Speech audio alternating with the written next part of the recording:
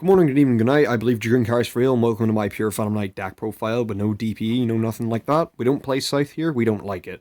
Uh, a thing I want to mention before I start this deck profile is it's mostly a ratio, like flex spot and side deck ratio changes for like a couple of cards because I'm currently preparing for a regional. So this deck list largely remains the same as the last one I made. But for anyone that's new, hello. The not-so-budget alternative I like to play in comparison to DPE, Brave, and Dragoon is Utopic Jerk of Future. I think this guy is really funny. He's a strong card, provides a lot of strange utility, and yeah, he's just funner than just trying to negate your opponent out of the game. Even though that's kind of what the deck does anyway, but we won't get into that. Alright, without wasting any more of your time, let's get into it. Starting with the Phantom Knights will play 3 Torn Skills, 3 Boots, Double Cloak, 1 Gloves, 1 Stain Greaves. Pretty solved. I've considered cutting Stain Greaves though. You would prefer to search him off of Cloak, but by himself in your hand, like as the only PK, it's not great. Even as a second PK, like let's say you draw like Gloves or Cloak instead, it's like, it's not a fun time. And then for the Phantom Knight Chops, we played the Double Fog Blade, 1 Wing, 1 Shade Brigandine.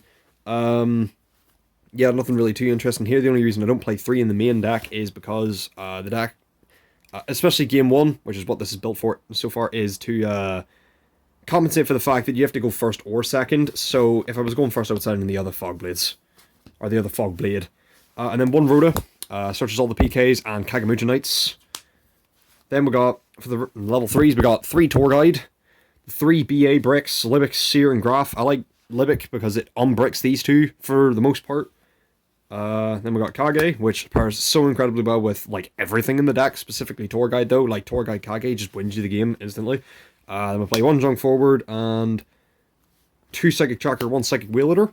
I like the fact that I can play a lot of level 3 extenders instead of a really potentially bricky and big Scythe Brave package. I just like how this version of the deck can like extend to the moon and has a lot more recoverability compared to the Brave and PK version. I do believe that it has like the Brave PK version has like a higher power ceiling.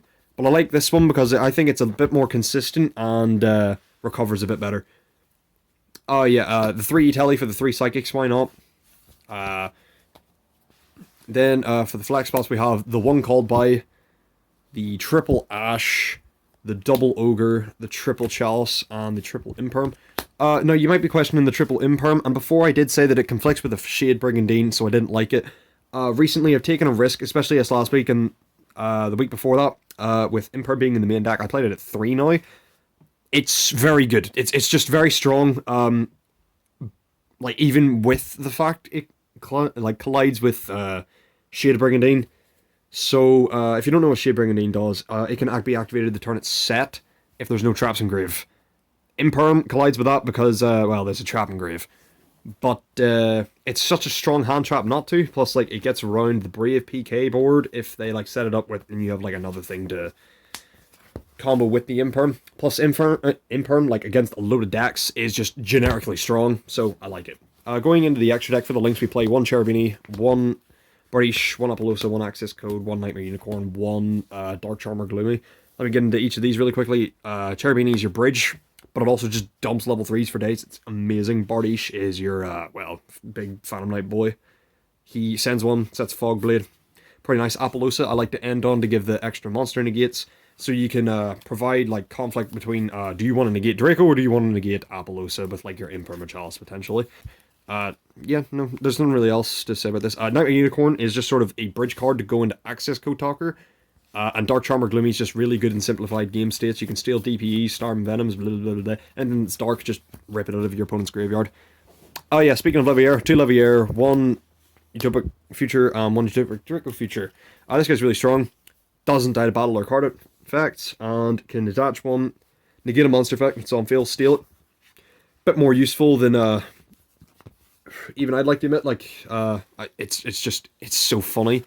Your opponent has to play so carefully because I can just rip 1 card out of their off of their board, and then I get to use it as my own. I stole an alpha today and swung for game with it. For the rest of the Xyz, we play 2 Breaksword, 1 Raiders Knight, 1 Arc Rebellion, and 1 Zeus. I like the Arc Rebellion package. This thing has punched for games so brutally so many times for me. It's just so beautiful. 2 Breaksword, I feel as if is the correct amount of Breakswords in the deck, and Zeus, I don't really summon too much, but it is a nice extra bit of board presence in a more simplified game state for this deck, but it's not like the main objective. I guess the side deck's also really important for an event of this kind of caliber. Or, well, you know, since it's not a locals event and it's, like, more competitive that I'm testing this out for, I'd say the side deck is fairly important. So we'll play the 1 extra Ghost Ogre, 2 DD Crows, 3 Lancia, 3 Nibiru, 1 Harpies, 1 Fogblade, 1 Reboot, and then 3 copies of D-Barrier. D-Barrier is ridiculously strong against particular matchups, like Sword Soul, PK, funny enough. They're just 2 off the top of my head. Red Reboot beats Trap decks. Feather Duster beats back row decks. Nibiru, super strong right now. Lancia, also super strong right now. DD Crow can be pretty good against like the Brave PK matchup, or like against any DPE spam deck. You just banish their DPE. Woohoo! That means they bring back their Dasher now. And Ogre is just like one of the best hand traps this format, no doubt. 1 card stops Brave. It's really funny. They're a $400 or £400 engine. I don't know, depends on where you live. Gets absolutely destroyed by a 3 quid card. Well, that was the deck profile. I hope you enjoyed. Hopefully I can get this regional top with this deck and bring you a nice, prestigious title for the deck, saying that it's topped a regional without DPE. Until then, have a nice day. See you later.